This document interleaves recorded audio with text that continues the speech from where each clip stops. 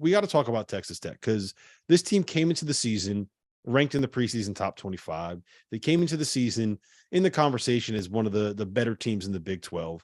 And now they're sitting here at 0-8 after losing by 15 at home to a West Virginia team that came in with just one win in the conference.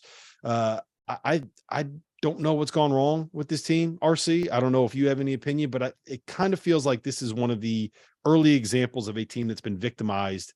I'm doing air quotes here, victimized by the NIL era. I think it's a little quick to say that. I think at times you just associate and have a level of expectation when you've been as consistent as that program has been over the last 5 or so years. So you just come into it, they achieved a level where you just thought it didn't matter. They were just going to automatically be what they've been these last couple of years, where you plug and play. And this year it just hadn't been the case. When you lose one of your better players and he goes to a rival, in your own conference, it's hard to replace that kind of stuff. And I wasn't as big on them early as everyone else was. I just thought the parts were a little different. They weren't as big and athletic on the wing as we are accustomed to seeing that team be. And they're struggling bad. I mean, tonight was a battle of the basement, and that wasn't even competitive. So I don't know where a win comes from.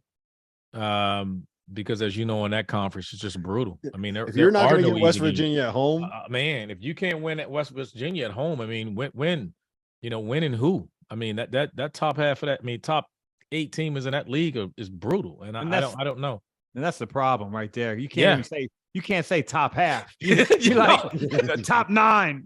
Like it's not even fair. Like you're trying to all of a sudden recover by going at Texas. Yes. Kansas at home. It's just what's wrong with them? I'll tell you, they're playing the league.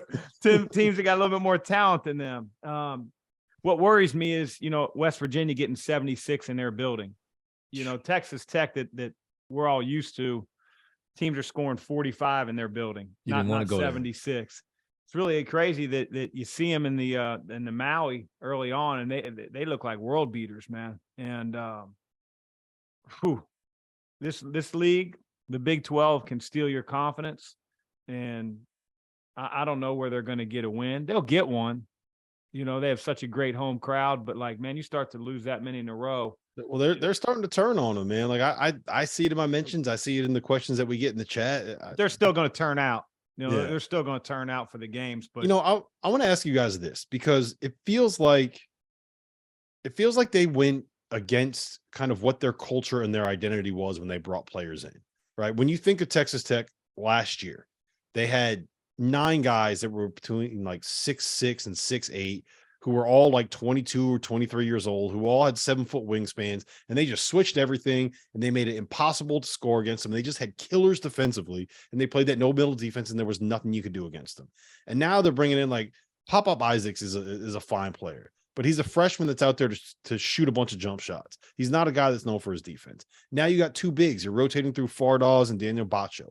Those aren't guys that are going to be great in a switch everything, no middle style of play. And it feels like they brought in a bunch of guys to try to put together a roster, as opposed to continuing to develop a team and an identity and a culture. All the buzzwords, Mac. Those are all the buzzwords that people like me like to use, but it feels like they kind of went away from what they were.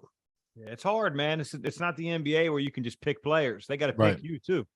Right. And you mentioned it before, and I don't know their business, with NIL, but Pop Isaacs, he was a very highly recruited kid, but you're right.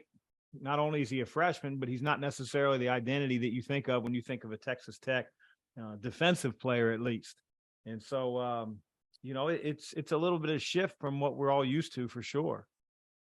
Even a guy like Elijah Fisher getting in there is a highly recruited, highly touted guy, and it's just hard to win nowadays with freshmen. You can win with you can win with young guys, but you better have a lot of experience around them. When you're counting on them for significant minutes, multiple freshmen significant minutes, they better be amongst the elite, and in order for that to do. Even the elite freshmen, as you know, yes, some of those guys are going to the Ignite and all the other stuff. Yes. So I'm not saying they're not elite, but even Duke, Duke, for instance, has the best class in the country as a freshman. Those guys are struggling. I mean, they're winning games, but not in the way that we're all used to. I say struggling. you know, they're still going to make the tournament. They're and all struggling that. for Duke and who Duke is, but it's also Right. worth noting, like, they have the top 2 recruits in the class, but the reason those guys are the top 2 recruits is because Scoot Henderson and the Thompson Correct. twins are not playing college basketball.